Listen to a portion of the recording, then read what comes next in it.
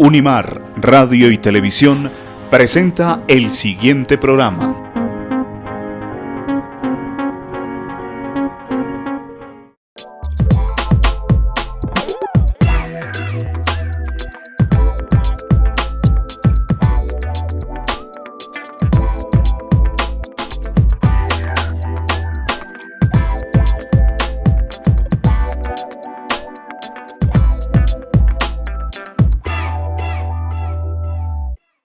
Hola, bienvenidos nuevamente a Escenarios, el programa de la Universidad Mariana que promueve el diálogo entre fe, ciencia y cultura.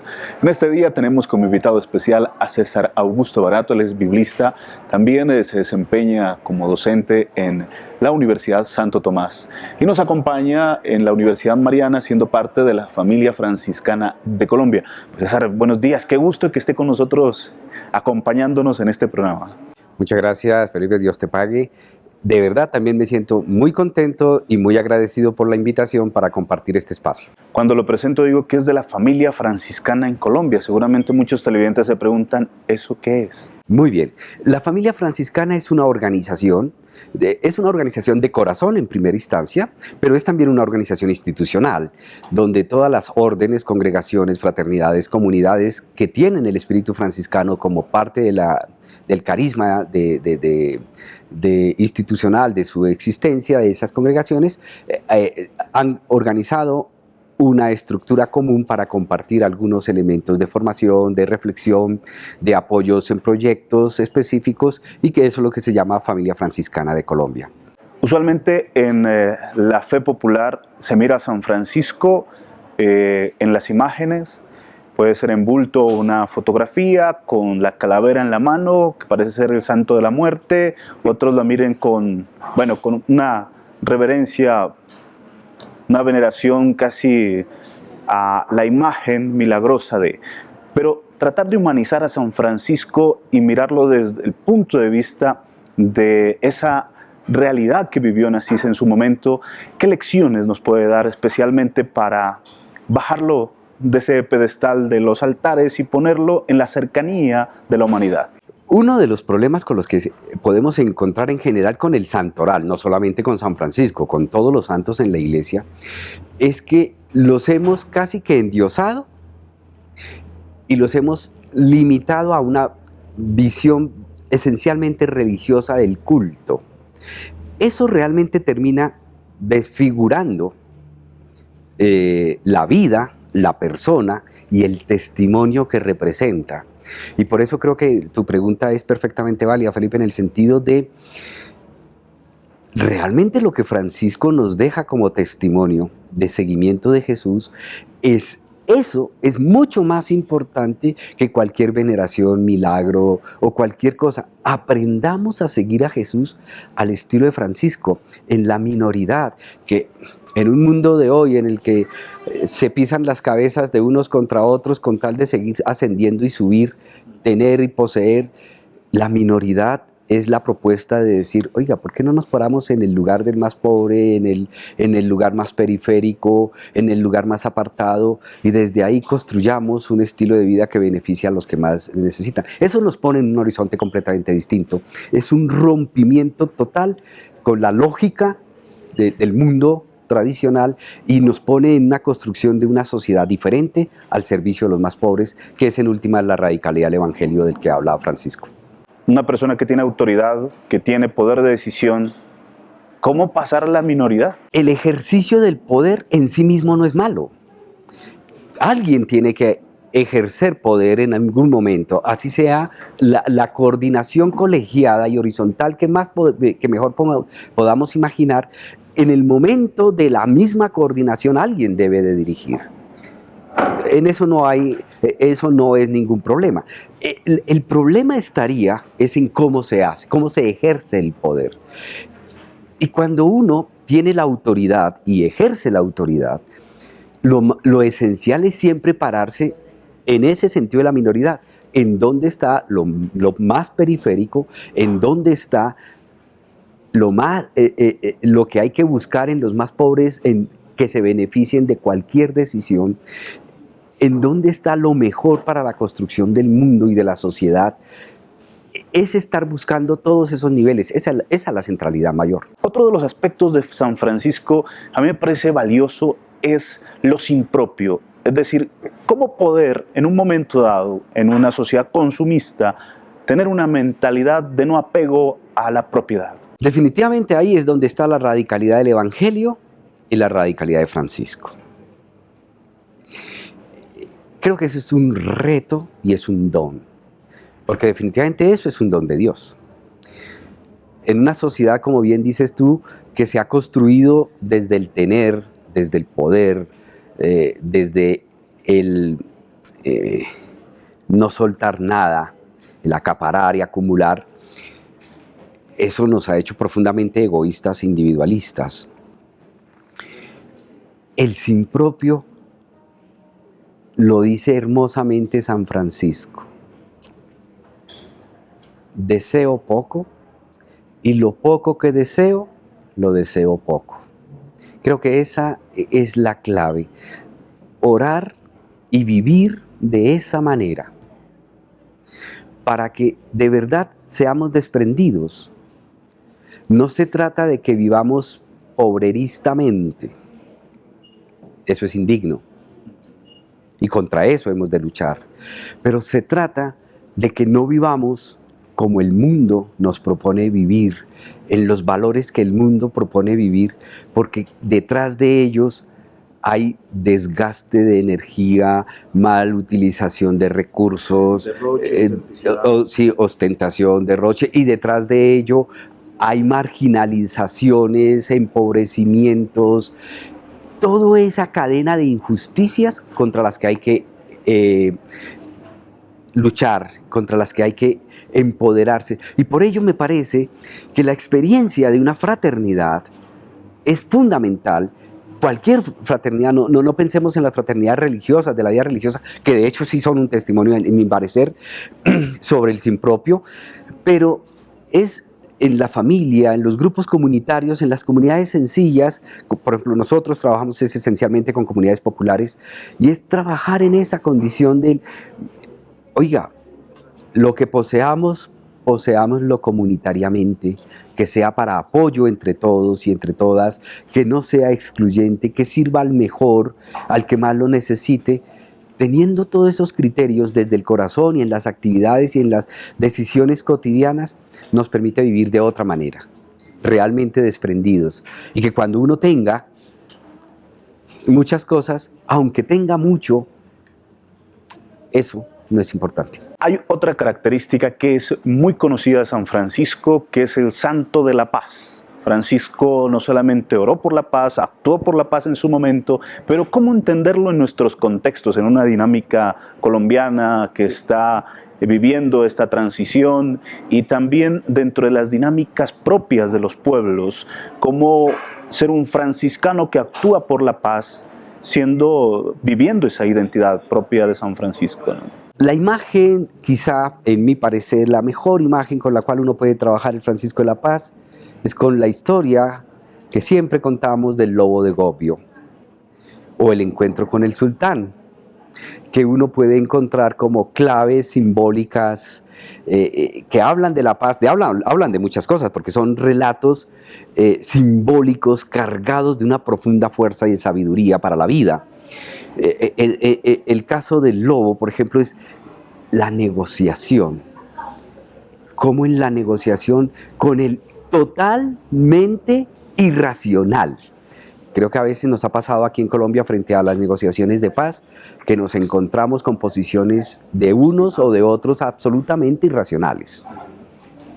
¿Y cómo hacer para convencerlo y llegar a acuerdos y establecer posibilidades de caminar juntos en la ciudad? Eso es una simbólica de el cómo seducir, me gusta el término, cómo seducir para que unos y otros accedan a caminar juntos. No se trata de que nos reconozcamos como, uy, somos amiguísimos y ahora entonces vamos a ser amiguis y toda la vida la vamos a compartir juntos. No. Igual pasa con el sultán. Con el sultán hicieron un acuerdo y no nos vamos a quitar la vida, y no nos vamos a vengar, y no vamos a usar la violencia, pero tú sigues tu vida y yo sigo la mía.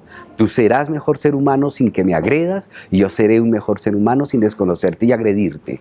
Él es César Augusto Barato, de la familia franciscana en Colombia, que nos acompaña en el programa de hoy, hablando del tema del franciscanismo y colocándolo en nuestros días a San Francisco de Asís, que es muy popular en nuestras comunidades. Qué bueno vivirlo desde su humanidad, desde una fe construida desde su conocimiento en la espiritualidad franciscana. Ya volvemos con este diálogo.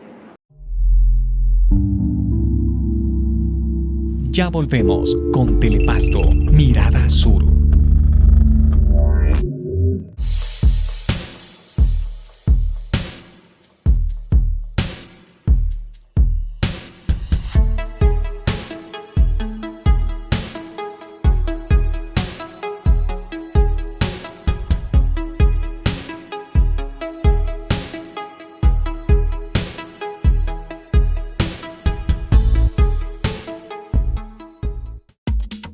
Los personajes de los diferentes ámbitos sociales, líderes académicos, regionales, nacionales e internacionales en Escenarios, bajo la conducción del periodista Felipe Andrés Criollo, un programa que propicia el diálogo entre fe, ciencia y cultura. Escenarios, domingos 5:30 de la tarde, miércoles 1:30 de la tarde y viernes 8:30 de la noche. Una producción de Unimar Televisión para Telepasto, Mirada Sur. Continuamos con Telepasto, Mirada Sur. Seguimos en Escenarios, en esta oportunidad con César Augusto Barato, de la familia franciscana de Colombia. Con él estamos construyendo este diálogo en torno a San Francisco de Asís y cómo actualizarlo en este día. Precisamente hablábamos sobre la paz en San Francisco de Asís. San Francisco, en su momento, de una familia acomodada, sale de la ciudad amurallada, que era también un sentido de protección. No se queda en la villa, en los campos, sino que se va al bosque donde estaban los más excluidos, los leprosos, la gente que en su momento no tenía valor para esa sociedad. Allá se va y convive. Esa es la forma de construir paz para nosotros. ¿Y cómo podríamos entenderla en esta dinámica de hoy? Habíamos hablado antes de la minoridad, habíamos hablado antes de la importancia del sin propio. Es despojarnos de nuestros intereses individualistas, de acaparamiento, de poseer, de crecer deslumbrando a la sociedad.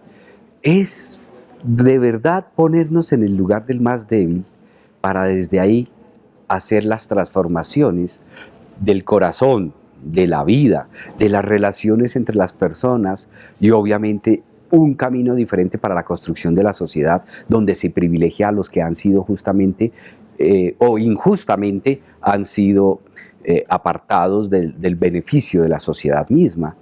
Eso es lo que va construyendo una sociedad, un mundo nuevo. Amén de otro elemento que hoy, afortunadamente, el Papa Francisco lo está resaltando de la tradición franciscana y que a veces en los mismos franciscanos no la hemos interiorizado suficientemente, y es toda la dimensión ecoambiental que nos permite, desde la perspectiva del cuidado de la creación, articular también la construcción de una nueva sociedad. Porque a veces no nos hemos puesto a pensar que el lugar donde están los marginalizados, generalmente que es lo más apartado y lo menos posible de vida, sin embargo, para poder ellos vivir allí, terminan haciendo destrucción y daño de esos espacios y predios, porque necesitan vivir y no tienen otro remedio. Y eso supone que también hay que hacer generar unos mecanismos de inclusión donde los territorios sean parte de la transformación de la sociedad. Hoy, por ejemplo, en nuestro país, también en medio del proceso de paz, el volver sobre las tierras, la restitución de tierras, es esencial, porque es que las personas también son según la identidad del territorio. Dentro de esa experiencia, Francisco de Asís también invita a una relación especial entre las personas. Usted ya nos está hablando de la relación con la naturaleza, esa visión cósmica de Francisco frente a todo lo que le rodeaba. Pero también él invita frente a la relación con los demás a un mecanismo interesante del no juzgar en una sociedad que usualmente siempre nos estamos mirando, autocriticando o criticando a los demás, generando chisme frente a toda la realidad humana. ¿Cómo controlar ese mecanismo? Creo que lo que tenemos es que reeducarnos. Desafortunadamente, en la historia de la iglesia, en la historia del cristianismo, tuvimos una época en la que cometimos un error de confusión bastante fuerte, del cual todavía hoy estamos viviendo. Estoy hablando por allá del siglo IV, V, la reformulación del cristianismo en la clave helenística de los griegos, el bien y el mal, el dualismo de lo material y lo espiritual. Eso nos hizo mucho daño al cristianismo. El cristianismo originalmente no es así. En el cristianismo original no existe bien y mal, no existe espíritu y materia, no existe la visión de cuerpo y alma. Eso no es original del cristianismo. Pero todos hoy, en nuestro ambiente cotidiano, estamos cargados de ello. Y por ese desarrollo de las visiones de bien, mal, lo bueno y lo malo, lo material, lo espiritual, nos vivimos juzgando precisamente por eso. En el camino franciscano, por ello, creo que San Francisco, estoy seguro que él nunca lo pensó así. Eso es el solo testimonio de la vida fue la que le ayudó a descubrir esa novedad. Y nosotros hoy, ya con el paso de los años, 800 años, creo que podemos hacer reflexiones en las tradiciones históricas de la manera de encarnar el franciscanismo, en el cual podemos aprender de esas actitudes qué es lo que hay. Y realmente, cuando uno logra superar y vuelve sobre la radicalidad del Evangelio, que es el principio fundamental de Francisco, la radicalidad del Evangelio, vivamos lo que dice el Evangelio, no le pongamos cortapisas, no empecemos en la discusión del yo creo, es que estoy de acuerdo, es que me parece bien, que es lo que generalmente hacemos, es que yo sí estoy de acuerdo con eso. ¿Quién dijo que tú tienes autoridad para decir eso? La palabra es de Dios, no es tuya, o eres tú el Dios. Esa sería la pregunta que habría que hacer, porque si yo me arrogo el poder de aceptar o no aceptar quién es Dios ahí. La radicalidad del Evangelio, según Francisco, es vivamos lo que dice. Preparemos el corazón para disminuir nuestros intereses y nuestros criterios, para que sean los del Evangelio los que aniden en nosotros. Como diría San Pablo, ya no soy yo quien vive, sino es Cristo quien vive en mí. Usted que ha hecho hermenéutica, según lo escucho, de toda esa riqueza franciscana para ponerla en la actualidad. Uno mira a San Francisco como militar en un momento dado, cuando eso daba en la historia, en su momento de Francisco, un cierto tipo de percepción frente a la sociedad de un militar que va a defender a su pueblo en el conflicto con Perugia constante. Luego, posteriormente, Francisco cambia esa visión, encuentra una vocación diferente. Haciendo esa hermenéutica, nosotros podíamos definir a un Francisco con una visión política como tal. No, porque realmente yo creo que él no tuvo una pretensión política, aunque su decisión tenía una implicación política. La decisión de no asumir los valores y los criterios de su familia, de su padre, la decisión de no hacerse comerciante y de no hacerse rico, rompe todo un esquema de valores y de sociedad y de política. Porque es que ese lugar social, si bien no era de la aristocracia, de todas maneras le daba un privilegio frente a la sociedad. Y la decisión de romper con ese proyecto de vida y ese estilo de sociedad, evidentemente es una decisión política. Probablemente él no tenía esa intención. Él simplemente veía la radicalidad del Evangelio. Pero evidentemente, hermenéuticamente, como dices tú, eso tiene una implicación política. Detrás de esa decisión hay un rechazo a esa sociedad, hay un rechazo a los estamentos políticos y a las formas de realización política en la manera de organizar, en la manera de establecer las relaciones, en la manera excluyente tanto de un lado de los sectores que empezaban a nacer como burgueses, como de la aristocracia palaciega de la época. Obviamente eso iba en detrimento de los más pobres, de los que no tenían ningún título ni ninguna propiedad, ni siquiera tenían derecho a la seguridad dentro de las murallas de la ciudad. Entonces, hay evidentemente una implicación política de la decisión que toma. De hecho, en la historia de las mismas fraternidades franciscanas, muchas de ellas fueron perseguidas políticamente precisamente porque no sirvieron de escenario propicio para ayudas frente a los reyes, a las decisiones políticas de los monarcas, y por eso entonces fueron encausadas en persecución. Creo que eso indica que aunque los frailes, o algunas veces los monasterios de las religiosas que tampoco aceptaban ciertos tipos, en la historia hay varios escenarios de monasterios de clarisas que dijeron no a pretensiones políticas de reyes o de señores feudales, y que se enfrentaron a la persecución, incluso a persecución militar, a despojo, a desplazamiento forzado, y prefirieron eso al sometimiento. Dentro de la realidad franciscana hay una actitud de Francisco muy particular. Si uno escucha su intervención anterior, lo mira desde la globalidad, pero también él acuña al tejido social y a las relaciones humanas y nos enseña la corrección fraterna aplicable en el día de hoy. En Francisco, hace mucho tiempo venimos trabajando en 4 dimensiones de la vida como la comprende Francisco, que curiosamente el Papa Francisco ahora también la ha recogido en su encíclica Laudato Si. Hablando de San Francisco, le reconoce 4 dimensiones de la vida donde él es evidentemente un testimonio.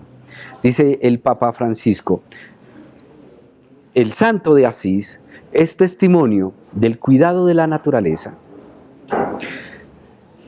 de la justicia en favor de los pobres, de unas relaciones nuevas y de la paz en el corazón, de la paz interior. Fíjense que está hablando de todas las dimensiones de la vida, lo que hay en el corazón y lo que hay que cultivar en nuestro interior, eso no se puede perder.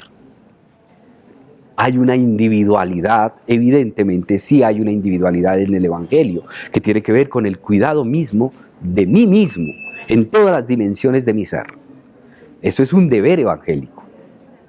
Pero al mismo tiempo, el deber evangélico no se queda solo en mí, sino como es la construcción del reino, el mandato del Evangelio, en la construcción del reino no lo hago yo solo. Se hace en el camino que propuso Jesús, que es la comunidad, leído franciscanamente, la fraternidad. Y eso supone tejer unas relaciones que nos permitan ser testimonio de eso que estamos diciendo de la radicalidad del Evangelio. Y eso supone no que seamos santos y perfectos, sino que sepamos manejar nuestras diferencias, nuestros encuentros y nuestros conflictos, nuestros desencuentros y nuestros conflictos.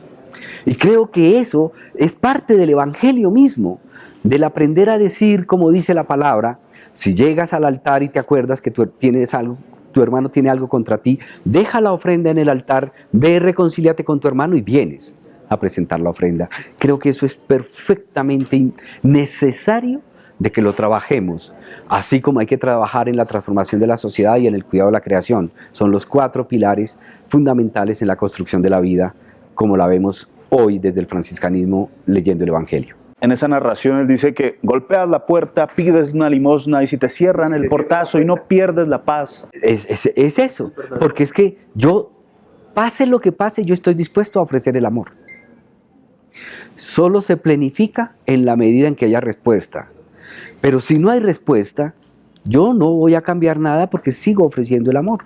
Cuando es el servicio, la donación, lo mejor que hay para vivir, la justicia, qué es lo que brota desde mi interior y qué es lo que me hace salir en alegría, porque todo eso hay que hacerlo es en alegría, la clave franciscana del valor de la alegría. Hay que hacerlo con profunda alegría, salir todo eso desde mi interior, hacer que todo eso salga, porque eso es lo que me hace más ser humano, mejor ser humano, y me construye y me dispone para la posibilidad de la transformación del entorno. Y eso es lo que no se puede dejar cambiar, y eso es lo que se construye en la relación con el otro, y eso es lo que se construye en la oración, en el encuentro de la intimidad personal, para que pueda desde ahí todo el tiempo estar en cualquier situación, en el cuidado de la creación, en la construcción de la justicia, en la dificultad de la relación con un hermano o una hermana, que siempre sea lo que está saliendo desde mi propio interior, el deseo de bien, el deseo de amor, el deseo de justicia, eso que no cambie, aunque lo que me encuentre sea un portazo, o una cachetada, o un desplante, o un voltear la espalda. A ustedes, amigos televidentes, muy amables por su atención y los esperamos en nuestra próxima emisión.